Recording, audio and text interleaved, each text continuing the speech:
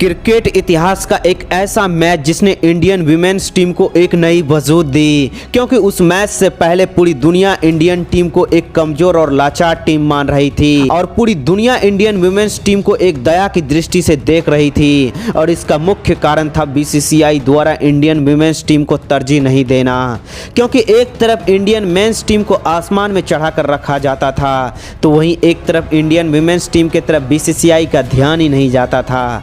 लेकिन उस मैच के बाद सब कुछ बदलने वाला था, क्योंकि उस मैच में वो होने वाला था जो पहले कभी नहीं हुआ था, क्योंकि उस मैच में ऑस्ट्रेलिया का वर्षों का घमंड टूटने वाला था और उस मैच में इंडियन विमेन्स टीम को एक ऐसी खिलाड़ी मिलने वाली थी जो दुनिया में लेडी एमएस धोनी के नाम से विख्यात होने वाली थी। नमस्कार दोस्तों, आप देख रहे हैं क्रिकेट स्टार अर्जुन के एक स्पेशल एपिसोड, कहानी इंडियन विमेन्स टीम के वजूद की लड़ाई की।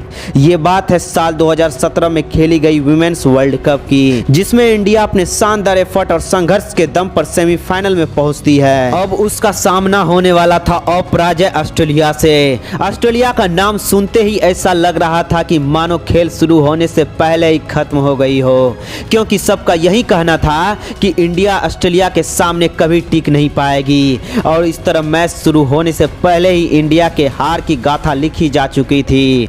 लेकिन उस दिन कुछ और ही होना था और सभी भविष्यवक्ता का भविष्यवाणी गलत होने वाला था। अब वो दिन भी आ ही जाता है जब लेडी कंगारुओं से मुकाबला होने वाला था। दिन था 20 जुलाई 2017। अब दोनों ही देशों के बीच टॉस उछाला जाता है, जिसमें भारतीय कप्तान मिताली राज टॉस जीतती है और भारत पहले बल्लेबाजी करने का फैसला करता है। लेकिन ये फैसला कितना सही साबित होने वाला था ये तो वक्त ही बताने वाला था। अब भारत की तरफ से सलामी बल्लेबाज के रूप में आती है पूनम रावत और स्मृति मांधना, और इन दोनों से पूरे भारत को काफी उम्मीद थी। लेकिन ये उस दिन उस उम्मीद पर खड़े नहीं हो पाती है और मात्र 35 रनों में ही भारत दोनों ही ओपनर गंवा देते हैं। अब पूरी की पूरी जिम्मेदारी होती है कप्तान मिताली राज और उप कप्तान हरमनप्रीत कौर के कंधों पर। अब ये दोनों मिलकर भारत की पारी को संभालती है और दोनों के बीच शानदार 76 रनों की पार्टनरशिप होती है। लेकिन 36 रन बनाकर मिताली राज भी पवेलियन का रास्ता नाप लेती है। अब पूरी की पूरी जिम्मेदारी उप कप्तान हरमनप्रीत कौर के कंधों पर आ गई थी, क्योंकि उसके बाद कोई ऐसा बल्लेबाज नहीं था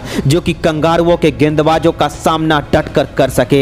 लेकिन उस दिन ऊपर वाले को कुछ और ही मंजूर था, क्योंकि उसके बाद हरमनप्रीत कौर दीप्ति शर्मा के साथ मिलकर ऑस्ट्रेलियन गेंदबाजों की ऐसी धुलाई करती है कि ऑस्ट्रेलियन गेंदबाज पानी मांग रही थी। उस दिन एक भी ऐसी ऑस्ट्रेलियन गेंदबाज नहीं बची थी जिसकी हरमनप्रीत कौर ने धुलाई ना की हो, क्योंकि उस दिन वो मात्र 115 गेंदों में ही 20 चौक और 7 गगनचुंबी छक्कों की मदद से शानदार 171 रनों की पारी खेलकर इतिहास रच देती है। हरमनप्रीत कौर के ऐतिहासिक पारी के बदौलत भारत 42 ओवर में 281 रनों का पहाड़ जैसा स्कोर खड़ा कर देती है और ऑस्ट्रेलिया को 282 रनों का लक्ष्य देती है। अब ऑस्ट्रेलिया भारत के लक्ष्य के जवाब में उतरती है और ऑस्ट्रेलिया की तरफ से सबको एक ताबड़तोड़ आगाज की उम्मीद होती है। लेकिन भारतीय गेंदबाज उसके इस उम्मीद को भी तोड़ देती है, क्योंकि मात्र 21 रनों के स्कोर में ही 3 ऑस्ट्रेलियन बल्लेबाजों को पवेलियन का रास्ता दिखा देती है। उसके बाद एलिस मिलानी 75 तो वहीं एलेक्स ब्लैकवेल 90 रनों की पारी जरूर खेलती है,